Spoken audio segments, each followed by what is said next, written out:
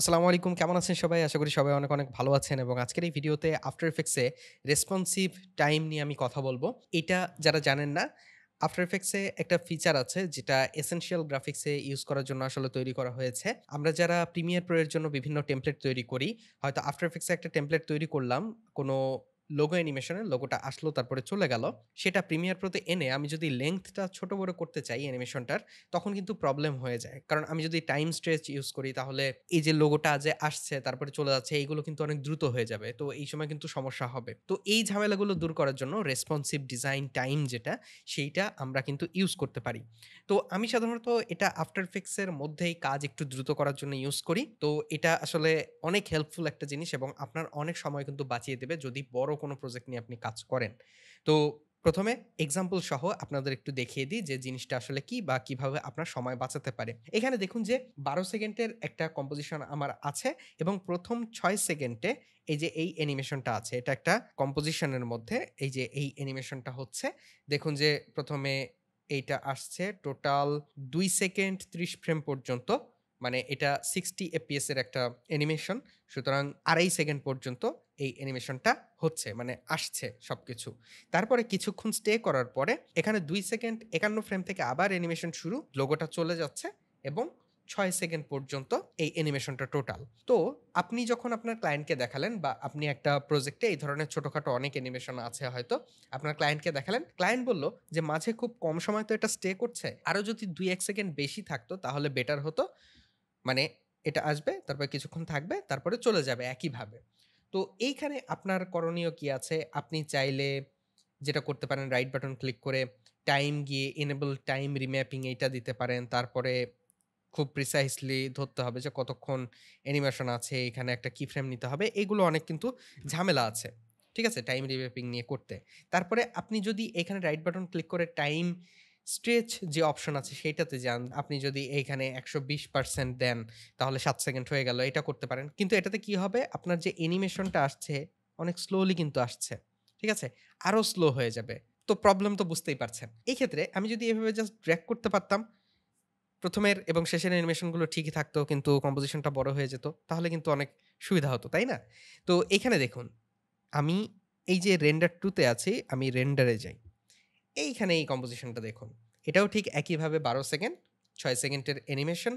So client যেহেতু বলেছে ২ second বাড়াতে হবে, আমি জাস্ট টান দিয়ে ৮ সেকেন্ড পর্যন্ত নিয়ে গেলাম। অ্যানিমেশন যেটা ছিল, অ্যানিমেশন স্পিড কিন্তু একই আছে। বেশিক্ষণ স্টে করছে, তারপরে কিন্তু একইভাবে আবার চলে যাচ্ছে। আমি চাইলে এটাকে ১১ সেকেন্ড পর্যন্ত করতে পারি। ঠিক একইভাবে এটা আসবে। অ্যানিমেশন স্পিড দেখুন একই রকম আছে। চেঞ্জ হয়নি কিন্তু। তারপরে একইভাবে আবার চলে যাচ্ছে। তো এইটাই রেসপন্সিভ ডিজাইন টাইম যে ফিচারটা আছে সেইটার মাধ্যমে আপনি করতে পারেন। আপনার অনেক সময় বাঁচবে। তো এই অ্যানিমেশনটা কিভাবে করেছি এটার ডিটেইলস এ আমি যাব না। যারা দেখতে চান তাদের জন্য একটা টিউটোরিয়াল আমি শর্ট করে ফেলতে পারি। যে এই যে এই অ্যানিমেশনটা করেছি কিভাবে বা কিভাবে ডিজাইন করেছি। তো এটা আমি আর দেখালাম না। এখন আমি আপনাদের দেখাই এই যে রেন্ডার 2 কম্পোজিশন এর মধ্যে যে প্রিকম্প টা আছে কম্প 2 এখানে কিন্তু রেসপন্সিভ কোনো টাইম নেই। তো এইটা কিভাবে আমরা রেসপন্সিভ করতে পারি। তো প্রথমত আমাদের মূল যে অ্যানিমেশনের কম্পোজিশনটা আছে, মানে এইখানে তো আমার জাস্ট ব্যাকগ্রাউন্ডটা নেওয়া। তো মূল যে কম্পোজিশনটা আছে অ্যানিমেশনের এইটাতে যাবো। এখানে আমার অ্যানিমেশনটা আছে। আমি কি ফ্রেম গুলো দেখতে পাচ্ছি। তো আমার 0 থেকে ২ সেকেন্ড ৩০ ফ্রেম পর্যন্ত একদম ফিক্সড রাখতে হবে। তো আমি যেটা করতে পারি, যেকোনো জায়গায় টাইমলাইন ইন্ডিকেটর থাকতে পারে। এটা ম্যাটার না। এই কম্পোজিশনটা সিলেক্ট থাকা অবস্থায় কম্পোজিশন মেনুতে ক্লিক করব। তারপরে রেসপন্সিভ ডিজাইন টাইম এইখানে গিয়ে দেখুন ক্রিয়েট ইন্ট্রো, ক্রিয়েট আউট্রো আছে। তো আমি ক্রিয়েট ইন্ট্রোতে ক্লিক করব। সাথে দেখুন এই ধরনের একটা মার্কার চলে আসলো। মার্কার সাধারণত কিন্তু এই যে এই ধরনের হয়। কিবোর্ডের অ্যাস্টেরিস্ক যে কি আছে বা হচ্ছে স্টার কি আপনারা অনেকেই জানেন। সেটা যদি প্রেস করেন টাইমলাইন ইন্ডিকেটর যেখানে থাকবে সেখানে কিন্তু একটা মার্কার হয়। তো এই মার্কার থেকে আপনি এই ধরনের কিন্তু মার্কার টাইম রুলার কিন্তু বানাতে পারেন। এখন এইখানে যে এই যে ডানের যে অংশটা আছে এইটার উপর মাউস পয়েন্টার যদি আমি নিয়ে যাই তাহলে এভাবে ড্র্যাগ করে এই অংশটা বাড়াতে পারবো। আমাকে যেটা করতে হবে ২ সেকেন্ড ৩০ ফ্রেম পর্যন্ত যেহেতু আমি ফিক্সড রাখতে চাচ্ছি, এইটুকু অংশ এইভাবে প্রটেক্টেড রিজিয়ন হিসেবে আমাকে সিলেক্ট করে দিতে হবে। এটাকে প্রটেক্টেড রিজিয়ন বলে। আপনি এটা অন্যভাবেও কিন্তু ক্রিয়েট করতে পারেন। আমি তো কম্পোজিশন মেনুতে গিয়ে করলাম। এটা আরেকভাবে করা যায়। দেখুন যে লাস্টের অংশটা আমি চাইলে কম্পোজিশন এ গিয়ে রেসপন্সিভ ডিজাইন টাইমে গিয়ে ক্রিয়েট আউটরো যদি ক্লিক করি, তাহলেও কিন্তু আমি এইভাবে ক্রিয়েট করতে পারবো। তো আমি আরেকভাবে করি। আমি চাচ্ছি এইখান থেকে শুরু করতে, মানে লাস্টের অংশটা প্রোটেক্ট করতে। তো কিবোর্ডের অ্যাস্টেরিস্ক যে বাটন আছে সেটা একবার চাপ দেব। কিবোর্ডের অল্ট কি যদি প্রেস করে ধরে রাখি, অল্ট কি ধরে মাউস পয়েন্টার এর ওপর আনলে ওই যে একই ধরনের অ্যারো দেখতে পাবো। এখন লেফট বাটন ক্লিক করে ধরে যদি ড্র্যাগ করি, তাহলেই কিন্তু আমি এইটুকু অংশ সিলেক্ট করতে পারবো। সিলেক্ট করলাম ঠিক আছে, কিন্তু এইটুকু অংশ কিন্তু এখনো প্রোটেক্টেড হয় নাই। আমি যদি এখন টাইম স্ট্রেচ করি বা যাই করি না কেন, তাহলে কিন্তু প্রবলেম হবে। যেহেতু এটা প্রোটেক্টেড না। দেখতে পাচ্ছেন এখানে ব্লু কালার এবং এটা কালার কোডেড না। তো এইখানে যে কোনো অংশে, লাস্টের অংশে বা ফার্স্টের অংশে রাইট বাটন ক্লিক করব মাউসের। তারপরে দেখুন ইনেবল প্রোটেক্টেড রিজিয়ন, এইটাতে আমার ক্লিক করতে হবে। ক্লিক করলাম, দেখুন যে এইটুকু অংশ প্রোটেক্টেড হয়ে গেল। এখন এই কম্পোজিশনটাকে আমি যে কোনো কম্পোজিশনের মধ্যে যদি নিয়ে যেয়ে ছেড়ে দিই, তারপরে আমি ছোট বড় করি, তাহলে প্রথমের এই যে এই অংশটুকু এবং লাস্টের এই অংশটুকু কিন্তু ঠিক থাকবে। মাঝের অংশটুকু জাস্ট ছোট বড় হবে। মাঝের এই যে এই কয়েকটা ফ্রেম, মানে ২ সেকেন্ড ৩০ ফ্রেম থেকে ২ সেকেন্ড ৫১ ফ্রেম পর্যন্ত এই অংশটাকু জাস্ট স্ট্রেচ হবে। তো প্রোটেক্টেড রিজন মনে করুন আপনি চাচ্ছেন না, তাহলে রাইট বাটন এখানে ক্লিক করে ডিলিট দিস মার্কারে ক্লিক করবেন, অথবা ডিলিট অল মার্কারে যদি ক্লিক করেন সবগুলো কিন্তু মার্কার উঠে যাবে। তো ডিলিট দিস মার্কারে আমি ক্লিক করি, তাহলে মার্কার উঠে গেল। তো আমি প্রথমে যেভাবে নিয়েছিলাম ঠিক সেইভাবে পরেরটা এবার আবার নিই। ক্রিয়েট আউটরোতে ক্লিক করি, তাহলে এই যে লাস্টের অংশে হয়।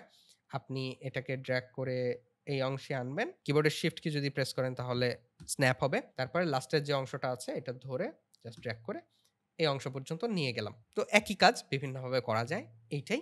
এখন আমি রেন্ডার টু যে কম্পোজিশনটা আছে এখানে আসবো। এসে দেখব যে এখানে কিন্তু আমি কিছু দেখতে পাচ্ছি না। এখানে কিন্তু ব্লু কালার দেখা যাওয়ার কথা। এখানে দেখুন যে এই যে ব্লু কালার দেখা যাচ্ছে, এরকম দেখা যাওয়ার কথা কিন্তু দেখতে পাচ্ছি না। আবার এখানে ড্র্যাগ করলেও কিন্তু হচ্ছে না। আমার মনে হয় আফটার এফেক্টস এর এটা কোনো বাগ বা এরর। তো এটা হয়তো পরবর্তী ভার্সনগুলোতে ফিক্স হয়ে যাবে। এখানে যে কাজটা আপনি করতে পারেন, এই যে এই কম্পোজিশনটা জাস্ট ডিলিট করে দিবেন। এখান থেকে আবার ড্র্যাগ করে আনবেন। তাহলেই দেখবেন যে চলে এসেছে এবং এখানে ব্লু কালারটা দেখা যাচ্ছে। মানে এখন যদি আমি ড্র্যাগ করি, তাহলে এই অংশটুকু এবং এই অংশটুকু প্রোটেক্টেড অবস্থায় থাকবে। এখানে দেখুন যে একটা প্রবলেম হয়েছে। লাস্টের অংশে কিছু অংশ এইরকম আছে। তো এইটা আমি কিভাবে ফিক্স করব? আমি এই comp2 তে যাই, দেখি যে কি সমস্যা। দেখুন যে এইখানে আমি যদি জুম ইন করি, লাস্টের এই অংশটাতে দেখুন, এই যে এইটাকে আমার ড্র্যাগ করে এখানে নিয়ে যেতে হবে। আমি টোটালটা চাইলে ১ ফ্রেম ওইদিকে আগিয়ে দিতে পারি। কিন্তু আমার মনে হয় না দরকার আছে। দেখুন যে এখানে একটা ফ্রেম ফাঁকা আছে। আমি চাইলে এভাবেও দিতে পারি। তো যাই হোক, এটা খুব একটা ম্যাটার না। এখন আমি রেন্ডার 2 তে আসি। আসার পরে একটু জুম ইন করি। দেখছি যে একই অবস্থায় আছে। এখানে কোনো পরিবর্তন হয়নি। এই comp2 টা আবার ডিলিট করে দিই। আবার নতুনভাবে আনি। তারপরে আমি যদি জুম ইন করি, দেখব যে ঠিক হয়েছে এবার। দেখলেন যে আমি যখনই চেঞ্জ করছি ওইখানে গিয়ে comp2 তে গিয়ে চেঞ্জ করছি, কিন্তু এখানে রিয়াল টাইম কিন্তু চেঞ্জটা হচ্ছে না। আমাকে ডিলিট করে দিয়ে আবার আনতে হচ্ছে। তো এই প্রবলেমটা আমার মনে হয় এটা আফটার এফেক্টস এর কোনো বাগ। হয়তো ফিক্স হতে পারে ফিউচারে, বা এটা আমি জানি না বাগ না ফিচার, আই ডোন্ট নো। তো যাই হোক, এইভাবে থাকলো। এখন দেখুন যে মজাটা আসলে কি? এখন আপনার ক্লায়েন্ট বলল যে অ্যানিমেশনটা ঠিকই থাকবে। আমার ৮ সেকেন্ড দরকার। আপনি যেটা করবেন জাস্ট এভাবে ড্র্যাগ করবেন। ৮ সেকেন্ডে নিয়ে যাবেন। দেখুন যে ১ম অংশটুকু, এই যে এইটুকু অংশ ব্লু কালার, এটুকু ঠিক আছে। আবার এইখান থেকে অ্যানিমেশনটা শুরু হয়েছে। টাইমটা ঠিকই আছে। লাস্টের এবং ফার্স্টের অংশগুলো ঠিক আছে। সবকিছু ঠিক আছে। জাস্ট অ্যানিমেশনটা আপনি ছোট বড় করতে পারছেন। তো আপনারা যারা এসেনশিয়াল গ্রাফিক্স নিয়ে কাজ করেন, অনেক সময় দেখা যায় যে এই ধরনের অ্যানিমেশনগুলো প্রিমিয়ার প্রোতে ইউজ হয়, বা আপনিও কোনো ভিডিও এডিটরের সাথে কাজ করছেন, তারা হয়তো এই এসেনশিয়াল গ্রাফিক্সগুলো ইউজ করে। সেই ক্ষেত্রে আপনার অ্যানিমেশন যদি এই ধরনের হয় যে কোনো কিছু আসছে তারপরে চলে যাচ্ছে, লাস্টের এবং ফার্স্টের অংশটুকু আপনি প্রোটেক্টেড অবস্থায় রাখতে পারেন। তো তখন ভিডিও এডিটর বা যেই হোক, আপনি নিজেও হলে প্রিমিয়ার প্রোতে নিয়ে গিয়ে জাস্ট লেংথটা ছোট বড় করতে পারবেন। শেষের অংশ এবং শুরুর অংশগুলো কিন্তু ঠিকই থাকবে। তো এইটা অনেক ঝামেলা থেকে আপনাকে রক্ষা করবে। তাছাড়াও দেখা যাচ্ছে যে আপনি বড় একটা প্রজেক্ট নিয়ে কাজ করছেন। এইখানে এই ধরনের অনেক ছোট, ছোট অংশ আছে। যেরকম আমি এই ধরনের অনেক প্রজেক্ট নিয়ে কাজ করি। সেই ক্ষেত্রে দেখা যায় যে কোনো একটা লোগো রিভিল হচ্ছে, জাস্ট স্কেল প্রপার্টি আমি অ্যানিমেট করেছি। রিভিল হচ্ছে, তারপরে কিছুক্ষণ থাকছে, চলে যাচ্ছে। এই জিনিসটা বেশিরভাগ সময় দেখা যায় যে আমাকে বলা হচ্ছে যে লোগোটা আরো ৩ সেকেন্ড বেশি থাকলে বেটার হতো। তারপরে চলে গেলে বেটার হতো। তো সেই ক্ষেত্রে বারবার যদি আমি এটা করি যে এইখানে ঢুকবো, এখানে দেখা যাচ্ছে ৬ সেকেন্ডের কম্পোজিশন, আমি কমান্ড কে চাপবো বা কন্ট্রোল কে, তারপরে ৮ সেকেন্ড করতে বলছে, সো ৮ সেকেন্ড আমি করব। তারপরে এখানে ছোট করে এই পর্যন্ত আনবো। তারপরে আবার লেয়ারগুলোকে আমার বড় করতে হবে। তারপরে এইখানে এসে আমাকে ছোট বড় করতে হবে। তাহলে দেখুন যে এটা কিন্তু অনেক ঝামেলা। আপনারা যারা নতুন কাজ শিখছেন বা নতুন কাজ করেন তারা কিন্তু বেশিরভাগ সময় আমি দেখেছি এই কাজটাই করেন। বারবার প্রি-কম্প এর মধ্যে ঢোকেন।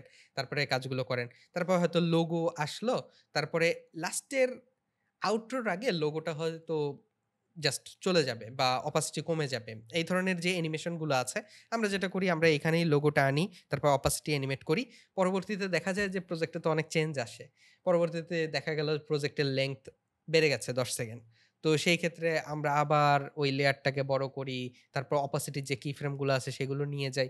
এগুলো চাইতে একটা প্রি-কম্প এর মধ্যে লোগোটা রেখে দিলে খুব সুন্দরভাবে আমি কিন্তু এটা ছোট বড় করতে পারছি যেকোনো সময়। কোনো প্রবলেমই হবে না। তো আশা করি এই টিপসটা আপনাদের কাজে আসবে। এই অ্যানিমেশন বা ডিজাইনটা আমি কিভাবে করেছি সেটা যদি একটা টিউটোরিয়াল দেখতে চান তাহলে নিচে কমেন্ট করতে পারেন। আমার ruhulamin.net যে ওয়েবসাইট আছে সেখানে গেলে বিভিন্ন ধরনের ডিজাইন রিসোর্স আমি সেখানে শেয়ার করি। সেগুলো চেক আউট করবেন। নেক্সট ভিডিওতে আপনাদের সাথে আবারও দেখা হবে, কথা হবে। সে পর্যন্ত সবাই ভালো থাকবেন এবং সুস্থ থাকবেন। আল্লাহ হাফেজ।